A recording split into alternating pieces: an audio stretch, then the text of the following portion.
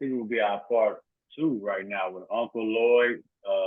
Want to just say thank you for taking the time, Uncle Lloyd, to come on here and give all that good wisdom you got to the family. I won't take up too much of your time today, but today is Sunday, and so we're gonna rock it out. And the first question we got, Uncle Lloyd, is from some of the family members was, what are some famous words of wisdom from Uncle Lloyd? Okay, I guess I go back to my early childhood, where I heard words of wisdom from not only my parents, my mother and father, but also from my grandparents, and particularly my grandfather. The one thing that he said to me, I remember I was 6, 7 years old or so, and he said to me, and I quote, "Boy, you need to know every damn thing you need to know about what you know." When I said, "Okay, what is Grandpa talking about?"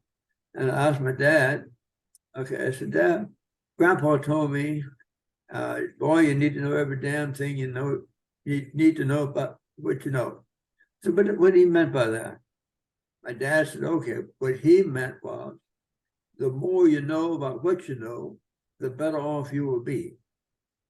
Okay, I had to kind of figure that out too, because again, at 7 years old, so what did that really mean? Yeah. Then it came to me somewhere along the way in life that what that meant was knowledge is power. They called it my KIP theory, K-I-P. And what that said to me was, in any job you go into, read your job description, understand fully what it means, and all parts thereof that mean you may need to make contact outside of the realm of your job in order to know all you need to know about what you know. Right? And the more you know about what you know, the better off you will be. So those words of wisdom that came from my grandfather and my dad translated it into the real meaning for it. Now, my mother had a contribution to that too. She said, "You go to school, learn your lessons, and become somebody." Right? Now, all of that folded into my KIP theory. Knowledge is power. The more you know about what you know, the better off you will be. Right? That's good. I like that. I like that. The more you know about what you need to know, the better off you'll be. I like that. I like that. And we can always remember that one, that saying the KIP theory. That's an easy way to remember the KIP theory. Knowledge is power. KIP. Yeah. All right. Thank you for that. Now, you made reference to something that the dad contributed. I mean, your grandfather contributed to me. Your grandfather Rodney. Okay. See, he was a very hard worker. Oh yeah, that's number two. The question was a story about Grandpa Rodney promising you that Cadillac. Yeah, but Rodney took the initiative to learn also about what he did. And I could remember that one of the first things I remember him about was, okay, cutting down some trees that convert into firewood for fireplaces and stoves, because we were wood burning stoves, wood burning fireplaces, and he would cut wood, okay, with the help of neighbors that he hired, okay, to work with him to cut wood that he sold to the folks who needed woods in the community, and in the local town, in the Washington area, and also in Opelousas. See, and that was one of the things that he did, and he started doing carpenter work, repairing stuff around the house, and then he learned how to be a skilled carpenter from my dad's brother Amos Milburn, who lived in Texas, Houston, Texas. And Rodney went to Houston and learned how to become a master carpenter. Okay? Now, again, along the way, though, okay, when we had to do farm work, dig potatoes, pick cotton, and all that sort of stuff. And I remember one time, and he wanted me to learn how to pick cotton and pick 100 pounds of cotton a day. I didn't know when the heck I was going to be able to pick 100 pounds of cotton a day, but he cajoled me. Okay, pick cotton alongside him. And then he talked to me. Okay, come on, move up, come on, do it. You know, one day, okay, you get that 100 pounds of cotton, I'm gonna buy a Cadillac. I'm gonna let you drive it. Okay, so that was an incentive to me.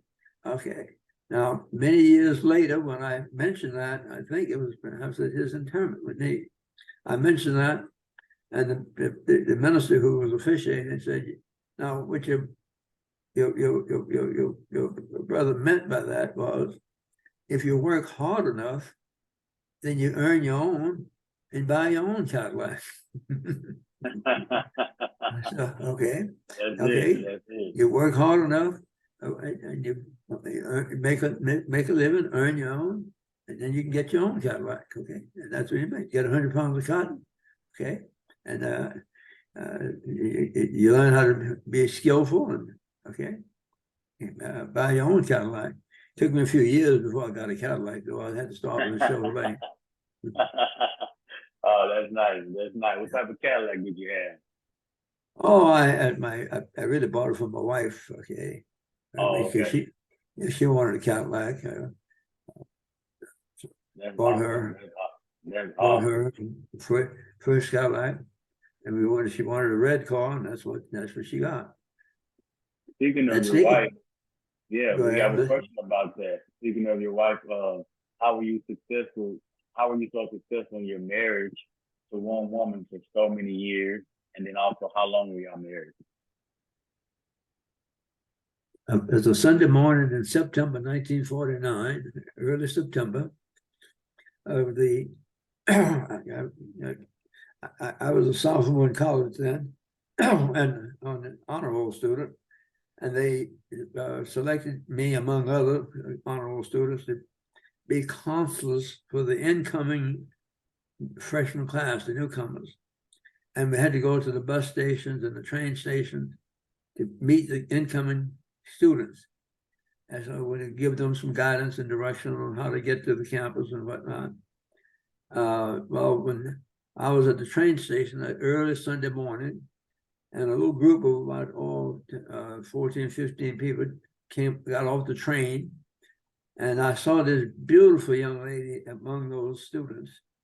I said, "Oh boy, there she is, the prettiest girl in the world. I have to see who she is and meet her." And as it would be, okay, I met the group and told them what to do, how to get the bag, taxi, etc., etc. But subsequently, in the early evening, we had an acquaintance thing that you had to let them get acquainted among themselves in the freshman class and meet us, okay, the upperclassmen who were there as counselors. And then we were dancing in a circle, the inner circle with the freshman class and the outer circle with the upperclassmen. And we'd be dancing around, and you stop in front of the person and introduce yourself and get their name. And as God would have it, she stopped in front of me, and he said her name was Virginia. I said, "Oh my goodness, I'm glad to meet you, Virginia. I'll always remember you because I have a sister whose name is Virginia." So Oh, she said, wow. "Oh, no kidding. Okay." But the next day, after that, all of those 300 plus or so students were gathered in the auditorium for assignment to little groups, to do the entry paperwork for college and fill out papers and whatnot and be shown around campus.